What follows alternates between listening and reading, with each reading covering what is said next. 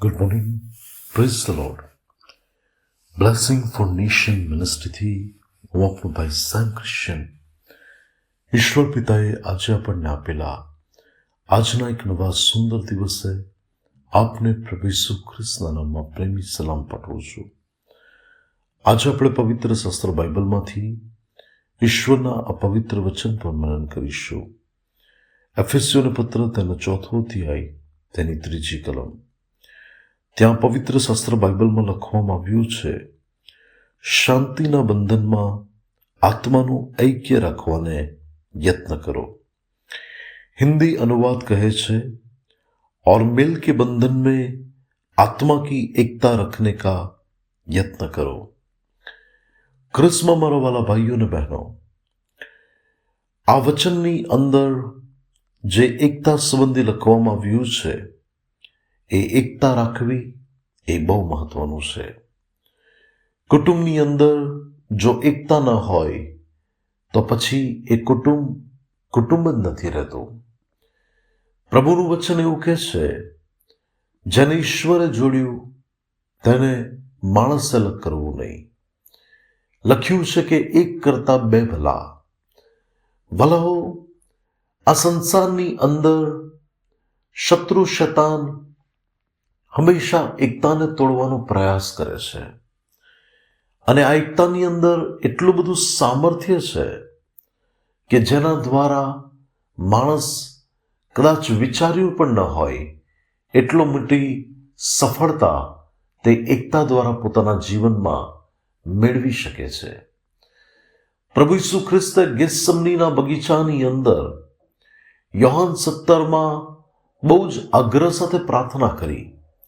આપણે જાણીએ છીએ કે તેમનો પરસેવો લોહીના ટીપા જેવો થઈને પડ્યો.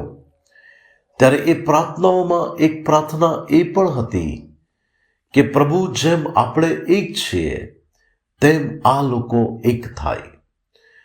આજે પરિવારની અંદર એકતાનો અભાવ જોવા મળે છે, મંડળીની અંદર એકતાનો અભાવ જોવા મળે છે, બીજા બધા સંબંધોની અંદર એકતાનો અભાવ જોવા મળે છે.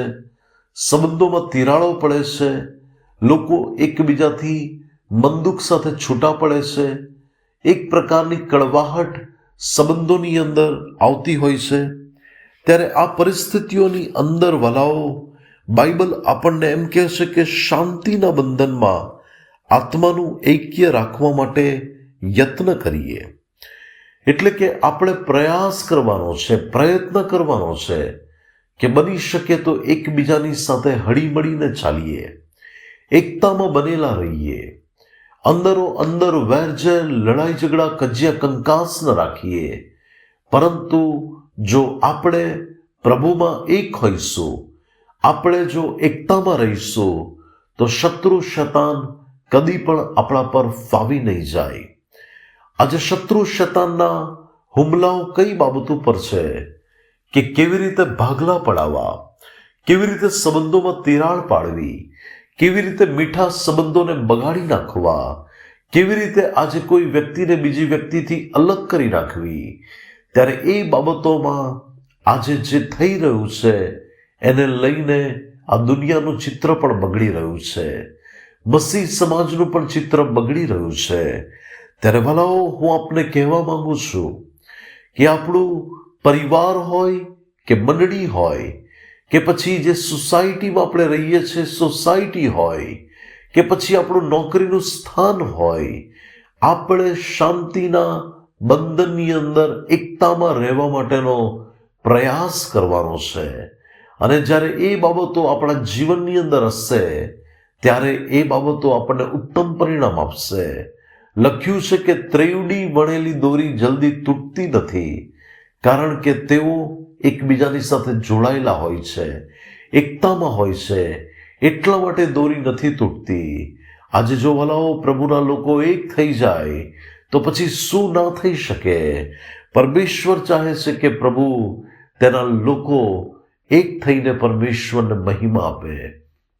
જ્યારે ઉપલી મેળીમાં લોકો એક મનના ને એક ચિત્તના થયા ત્યારે બાઇબલ કહે છે કે પ્રભુએ તેનો આત્મા તેઓ પર રેડી દીધો. અને ભલાઓ, એ એકતાની અંદર એટલું બધું સામર્થ્ય હતું કે પ્રભુના આત્માનું સામર્થ્ય એની સાથે જોડાઈ ગયું અને એ લોકો ઇતિહાસ રચનારા બની ગયા. ભલાઓ, આજે આપણે સમજવાનું છે કે શત્રુ તો તોડવા માટે, અલગ કરવા માટે આવે છે, પરંતુ ઈશ્વર તો એકતામાં રાખીને આગળ ચલાવવા માટે આવે છે. ત્યારે આપણે એ બાબતને સમજીને આગળ વધીએ. પ્રભુ આજના પવિત્ર વચન દ્વારા આપણને આશીર્વાદિત કરે. આવો આપણે પ્રાર્થના કરીએ. સ્વર્ગીય પ્રેમી પિતા પરમેશ્વર, ઇબ્રાહિમ, ઇસ્હાક, યાકૂબના પ્રભુ, આજના પવિત્ર વચનને માટે તમારો આભાર. ઈશ્વર પિતા, મારી પ્રાર્થના અને મારી વિનંતી છે કે તમે તમારા લોકને એકતામાં રહેવાને માટે કૃપા આપો.